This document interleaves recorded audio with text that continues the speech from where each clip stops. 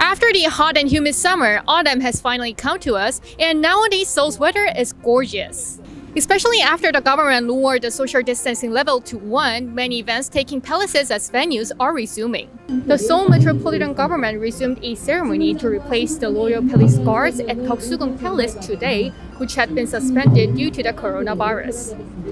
Replacing the Royal Palace Guards as called as changing ceremony of the Royal Guards at Deoksugung has been performed since 1996. The Seoul Metropolitan Government suspended the ceremony for 262 days from February 1st to October 19th due to the pandemic. It also resumed the ceremonial parade that Sumungun patrols around the surrounding area after the Royal Guards changing ceremony.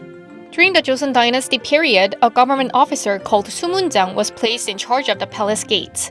This gate was responsible for inspecting passengers by and keeping public order during the city gates opening and closing ceremonies. From January 2019 to January 2020, 592,584 people watched the event.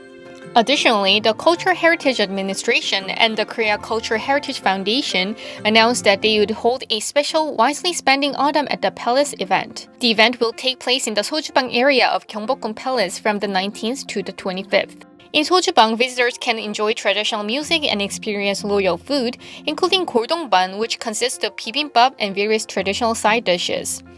You also can take a glimpse of how the Joseon Dynasty Crown Prince and Crown Princess lived, and can have a food bath using medicinal herbs.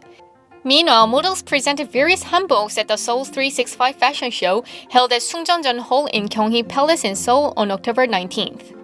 The fashion show was designed to meet the history of hanbok, ranging from traditional hanbok with a classical beauty to life hanbok which has been reinterpreted from a modern perspective according to the times.